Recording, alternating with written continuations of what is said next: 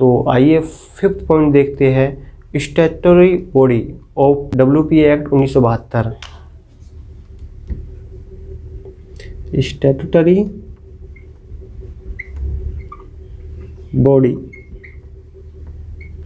पहले हम ये पॉलिटिकल टर्म है, एक्चुअली ये जो है एक पॉलिटिकल टर्म है, तो इसका हम समझ लेते हैं ये क्या होता है। तो हमें पता है कि it is not a constitutional body. It is not a constitutional body. It means कि ये बॉडी क्या है, ये है non constitutional body. Non constitutional body. तो स्ट्रक्चरल बॉडी जो होती है ये नॉन कॉन्स्टिट्यूशनल बॉडी होती है। तो ये कैसे हम डिसाइड कर पाएंगे कि ये बॉडी कॉन्स्टिट्यूशनल बॉडी है या नॉन कॉन्स्टिट्यूशनल बॉडी है। तो ये मोटा मोटी हम यहाँ पर थोड़ा सा स्टार्ट कर रहे हैं कि ये कैसे डिसाइड कर पाएंगे कि कौन सी बॉडी स्ट्रक्चरल बॉडी है, कौन सी कॉन्स्टिट्यूशनल बॉडी है। तो ये डिपेंड करता है सोर्स पे, अर्थात कि एक जो बॉडी होती है जहाँ से पावर को प्राप्त करेगी, जहाँ से वो अपनी पावर को प्राप्त कर रही है, जहाँ से वो उसकी सर्विसेज प्राप्त करेगी, जिस सोर्स से प्राप्त करेगी, उस सोर्स पे डिपेंड करता है कि वो बॉडी कॉन्स्टिट्यूशनल बॉडी है या नॉन कॉन्स्टिट्यूशनल बॉडी है। तो देखिएगा कि यदि एक जो बॉडी होती है, कोई भी बॉडी, ये जो पावर प्राप्त करेगी, ये बॉडी जो पावर प्राप्त करेगी, इसका सोर्स क्या होगा, इस सोर्स पे क्या डिपेंड करेगी, बॉडी का मतलब जो बॉडी होगी उसका पता चलेगा कि ये कॉन्स्टिट्यूशनल बॉडी है या नॉन कॉन्स्टिट्यूशनल बॉडी है। जिस सोर्स से वो पावर प्राप्त करेगी उससे डिपेंड करेगा कि वो बॉडी कौन सी है, कॉन्स्टिट्यूशनल बॉडी है या नॉन कॉन्स्टिट्यूशनल बॉडी है। तो देखिएगा, पहले हम कॉन्स्टिट्यूशनल बॉडी को समझ लेते हैं।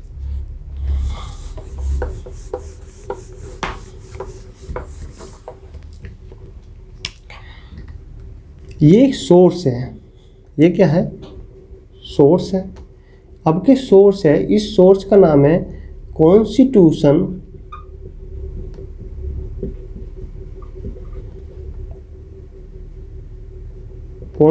Of India. भारत का अब के संविधान जो है, अब के सोर्स है बॉडी का। एक बॉडी जो है ये यहाँ से पावर गेट कर रही है, कहाँ से, कॉन्स्टिट्यूशन से। तो ये जो बॉडी है ये कहलाएगी कॉन्स्टिट्यूशनल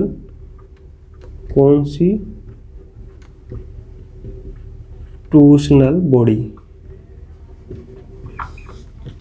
अर्थात जो जिसका बेस क्या है, कॉन्स्टिट्यूशन ऑफ इंडिया, जो एक बॉडी है जो सारा चीज़ अपनी पावर्स, अपनी सर्विसेज कहाँ से प्राप्त कर रही है, कॉन्स्टिट्यूशन ऑफ इंडिया से प्राप्त कर रही है, भारत के संविधान से प्राप्त कर रही है। तो वो बॉडी क्या कहलाएगी, constitution of India, constitutional body कहलाएगी। तो कॉन्स्टिट्यूशनल जो बॉडी होती है इसके लिए क्या ज़रूरी है, इसके लिए ज़रूरी है कि एक तो यह जो बॉडी है भारत के जो संविधान है, भारत का जो संविधान है, भारत के संविधान में उल्लेखित होगी।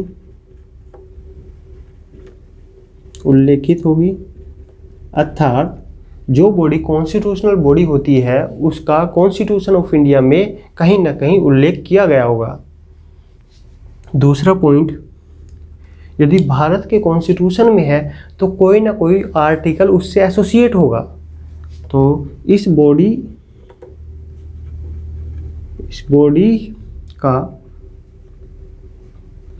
का किसी आर्टिकल से एसोसिएट होना जरूरी है, एसोसिएट होना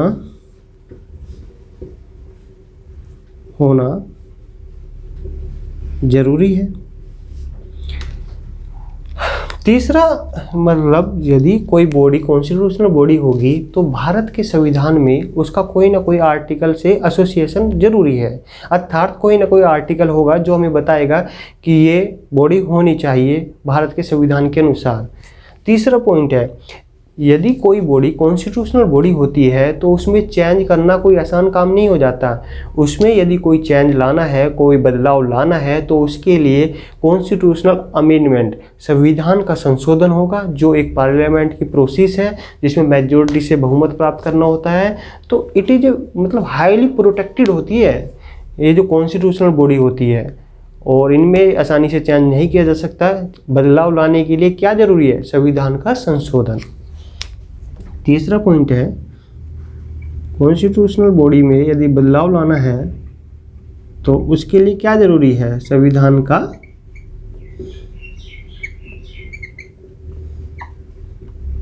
संशोधन। और एग्जाम्पल देख लेते हैं कौन कौन सी इंडिया के अंदर कॉन्स्टिट्यूशनल बॉडी है। जैसे कि अपना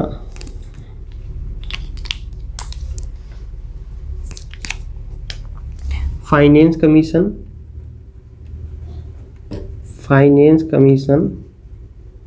मैंने बोला कि फाइनेंस कमीशन एक कॉन्स्टिट्यूशनल बॉडी है, अर्थात इसका संविधान में कहीं उल्लेख है।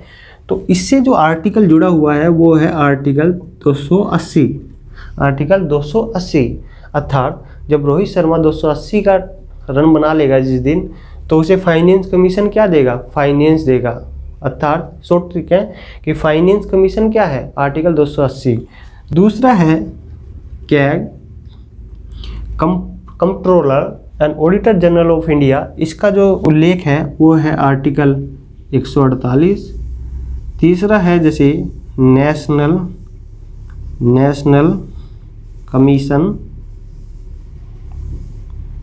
कमीशन फॉर शेड्यूल कास्ट, ये है आर्टिकल 338। और national commission for schedule tribes, article 338A। तो ये थोड़ा सा ये एग्जाम्पल है कॉन्स्टिट्यूशनल बॉडी के। इसमें आसानी से बिल्कुल परिवर्तन नहीं किया जा सकता। इसमें कैसे होगा? कॉन्स्टिट्यूशनल अमेंडमेंट किया जाएगा तब जाके इसे चेंज किया जा सकता है। तो कॉन्स्टिट्यूशनल बॉडी का सोर्स क्या है जहाँ से वो पावर प्राप्त करेगी? वो है भारत का संविधान। अब देखिए हम सेकंड पॉइंट देखते हैं, स्टैट्यूटरी बॉडी क्या होती है। स्टैट्यूटरी बॉडी क्या होती है तो देख लेते हैं।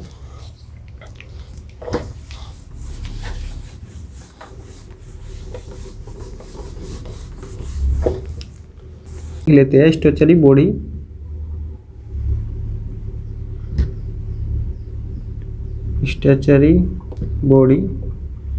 ये जो अपनी पावर प्राप्त करती है एक लॉ से प्राप्त करती है।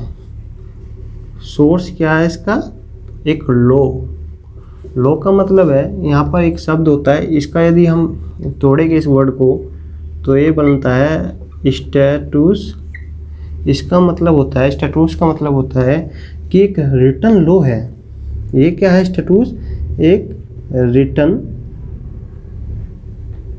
लॉ है, कानून है, जो कि क्रिएट किया गया है किसके द्वारा? Created by government. जब हम इस वर्ड को तोड़ते हैं, स्टैटूस करते हैं, तो इसका मतलब होता है एक लॉ, जो रिटन लॉ है, जो फॉर्म किया गया है किसके द्वारा? गवर्नमेंट के द्वारा। तो इसका यहाँ पर सोर्स क्या है? स्टैट्यूटरी बॉडी जब हम पढ़ रहे हैं तो इसका जो सोर्स है पावर को प्राप्त करने का, वो है एक स्टैटूस, मतलब एक लॉ है। और ये लॉ कौन सा होगा? या तो एन एक्ट ऑफ पार्लियामेंट होगा,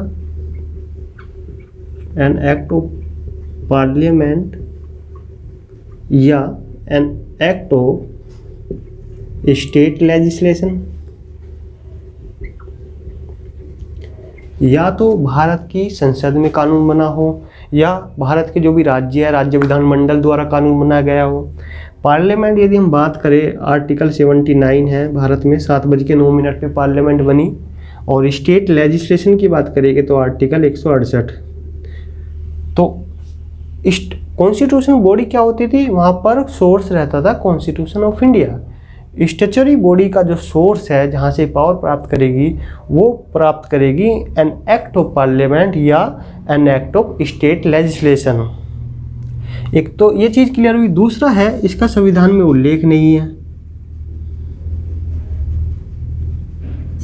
इसका संविधान में उल्लेख नहीं है। दूसरा है इसकी साथ कोई आर्टिकल नहीं है, इसकी साथ कोई आर्टिकल नहीं है। और तीसरा है कि यह जो स्टैच्यूटरी बॉडी होगी ये उस एक्ट में होगी, जिस एक्ट से पावर प्राप्त कर रही है उस एक्ट में इस स्टैच्यूटरी बॉडी का लिखा गया होगा, उसके बारे में बताया गया होगा। तो ये था बेसिकली स्टैच्यूटरी बॉडी क्या होती है। इसका एग्जांपल देख लेते हैं। जैसे इंफॉर्मेशन कमीशन है, जैसे इंफॉर्मेशन कमीशन है, ये किस एक्ट के तहत बनाई गई? राइट टू इंफॉर्मेशन एक्ट के अधीन ये इंफॉर्मेशन कमीशन बनाया गया। तो आरटीआई की स्टैच्यूटरी बॉडी क्या है? Information commission. अर्थात इंफॉर्मेशन कमीशन का संविधान में उल्लेख नहीं है, आरटीआई एक्ट में है। तो ये जो इंफॉर्मेशन कमीशन है किससे पावर प्राप्त करता है? आरटीआई से। उसी प्रकार जैसे एनटीसीए, इसके बारे में मैं बताऊंगा क्या होता है कि नेशनल टाइगर कंजर्वेशन अथॉरिटी किससे पावर प्राप्त करती है? WPA act 1972, wild life protection act 1972 के अधीन एनटीसीए को बनाया गया था। तो ये किससे पावर प्राप्त करेगी? WPA 1972 से। अर्थात स्टैच्यूटरी बॉडी वे बॉडी होती है जिसका सोर्स या तो कोई लॉ होगा, या तो एन एक्ट ऑफ पार्लियामेंट होगा, या an act of state legislation होता है। इस बॉडी का जो एबोलिशन और वो है, एक चीज़ यहाँ पर समझ लेते हैं। ये स्टैच्यूटरी बॉडी जो बनती है, इसके बनाने में और ख़त्म करने में जो पार्लियामेंट में बात करें MP बैठते हैं, और हम स्टेट की बात करेंगे तो MLA बैठते हैं। तो वे वोटिंग दे सकते हैं, वोटिंग करते हैं। अर्थात अभी मोटा मोटी यहाँ समझने की कोशिश कीजिए कि जो पार्लियामेंट होती है, जब वहाँ पर MPs बैठते हैं तो वे वोट दे सकते हैं एक स्टैच्यूटरी बॉडी को बनाने में। अर्थात MP मतलब पार्लियामेंट का यदि किसी एक्ट का कोई स्टैच्यूटरी बॉडी है तो वो क्या बनेगी? पार्लियामेंट में वो एक्ट बना यूनियन लेवल पे, तो वहाँ पर MP बैठेंगे। तो एक स्टैच्यूटरी बॉडी को बनाने और ख़त्म करने में, एबोलिश करने में MPs वोटिंग दे सकते हैं, अपनी वोट दे सकते हैं। और दूसरी हैंड में यदि हम स्टेट की बात करेंगे तो स्टेट में कौन बैठते हैं? MLAs बैठते हैं जो कानून बनाते हैं विधानमंडल में। तो यदि वहाँ पर किसी एक्ट की कोई स्टैच्यूटरी बॉडी बनानी है तो वहाँ के MLA वोट दे सकते हैं, और उसके वोट के देने के माध्यम से वे या तो स्टैच्यूटरी बॉडी को बना सकते हैं या उसे एबोलिश कर सकते हैं। तो कहीं ना कहीं स्टैच्यूटरी बॉडी में भी छेड़छाड़ करना आसान नहीं रहता, उसमें भी कहीं ना कहीं इंटरेक्टिव रूप से कहीं ना कहीं इंटरफेयर बढ़ जाता है MPs MLA का, तो उसे भी आसानी से नहीं बदला जा सकता। तो ये स्टैच्यूटरी बॉडी है। एक होता है एग्जीक्यूटिव बॉडी, वो थोड़ा सा ही समझ लेते हैं। अब मैं, क्योंकि मुझे यहाँ पर स्टैच्यूटरी बॉडी को ही डील करना है, बट मैं एक एग्जीक्यूटिव बॉडी के बारे में बता देता हूँ क्या होती है।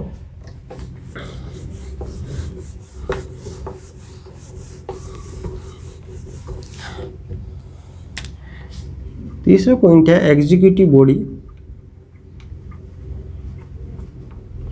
एग्जीक्यूटिव बॉडी ये क्या होती है? ये या तो एन एग्जीक्यूटिव ऑर्डर, कोई एग्जीक्यूटिव ऑर्डर से ये बन जाती है, ऑर्डर से बनती है एन एग्जीक्यूटिव ऑर्डर। जैसे भारत का यदि गवर्नमेंट का स्ट्रक्चर देखें तो 3 प्रकार से है: लेजिस्लेटिव, एग्जीक्यूटिव और जुडिशरी।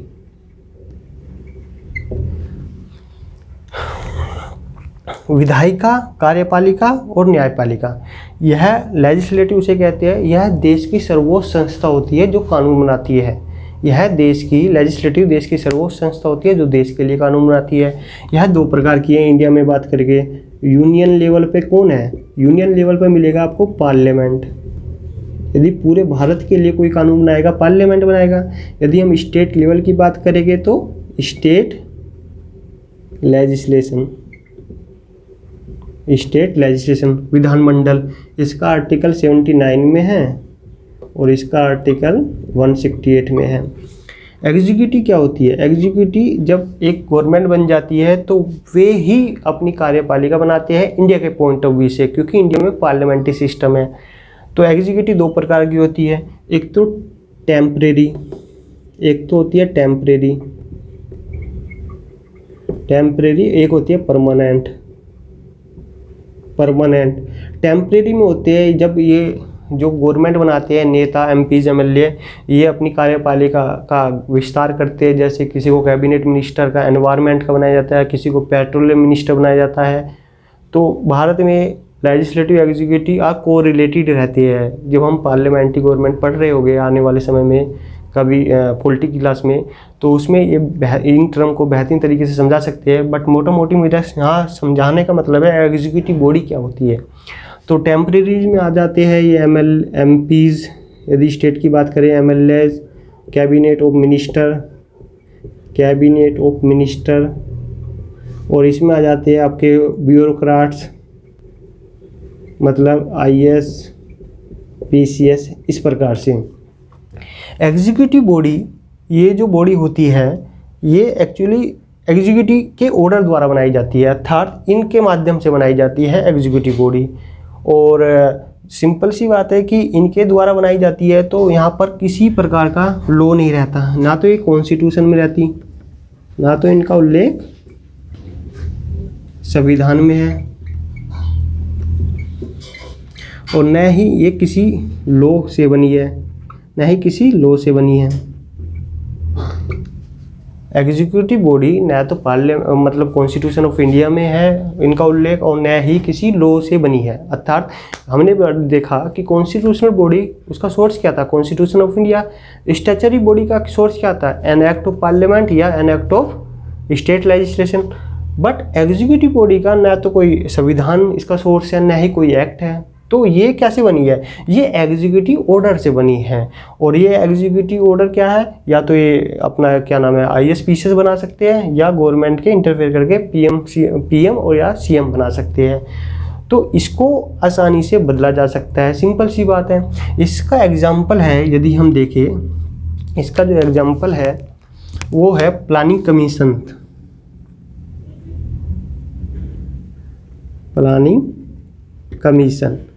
हमने देखा जब 2014 में मोदी जी की सरकार आई तो उन्होंने कहा कि हम प्लानिंग कमीशन को हटा के नीति आयोग लाना चाह रहे हैं। क्वेश्चन ये उठता है कि प्लानिंग कमीशन को इतनी आसानी से कैसे गवर्नमेंट ने चेंज कर दिया, कैसे ख़त्म कर दिया।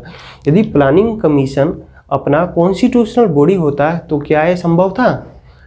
बहुत ही डिफ़िकल्ट हो जाता, क्योंकि वहाँ पर मेजॉरिटी लेनी ज़रूरी थी। कॉन्स्टिट्यूशनल में अमेंडमेंट होता जब जाके ये चीज़ें होती। यदि स्टैच्यूटरी बॉडी होती तो उसमें भी एमपी एमएलए वोट डालते हैं, तो वो भी इतनी आसानी से प्रक्रिया से नहीं होने वाला था। तो प्लानिंग कमीशन को कैसे एकदम से बंद कर दिया और नीति आयोग ले आए, वो थी क्योंकि जो प्लानिंग कमीशन थी एग्जीक्यूटिव बॉडी थी, अर्थात वो एक रेजुलेशन से बनी थी। किसके रेजुलेशन से? एग्जीक्यूटिव के रेजुलेशन से। और वो एक एग्जीक्यूटिव ऑर्डर था, तो जिसके वजह से हमने प्लानिंग कमीशन की जगह नीति आयोग को देखने को मिला। इसकी जगह क्या है? नीति आयोग। तो प्लानिंग कमीशन क्या था? हमारा एक एग्जीक्यूटिव बॉडी थी। अभी जो नेशनल कमीशन चल रहा है वो बैकवर्ड क्लास, उसे भी कहते हैं कि वहाँ पर उसे कॉन्स्टिट्यूशनल बॉडी में ले आओ। उसका मेन टारगेट यही था कि यदि वो कॉन्स्टिट्यूशनल बॉडी में आ जाएगी तो उसमें आसानी से अमेंडमेंट नहीं किया जा सकता, अर्थात उसे आसानी से परिवर्तित नहीं किया जा सकता, वो ज़्यादा प्रोटेक्टेड हो जाएगा। तो ये था पूरा हमारा कि कॉन्स्टिट्यूशनल बॉडी क्या होती है, नॉन कॉन्स्टिट्यूशनल बॉडी क्या होती है। तो एग्जीक्यूटिव बॉडी को भी नॉन कॉन्स्टिट्यूशनल बॉडी कहते हैं, नॉन कॉन्स्टिट्यूशनल बॉडी कहते हैं एग्जीक्यूटिव बॉडी को, या इसे कहते हैं एक्स्ट्रा कॉन्स्टिट्यूशनल बॉडी। तो हमने जाना कि स्टैच्यूटरी बॉडी क्या होती है। अब हम यहाँ चीज़ समझ चुके हैं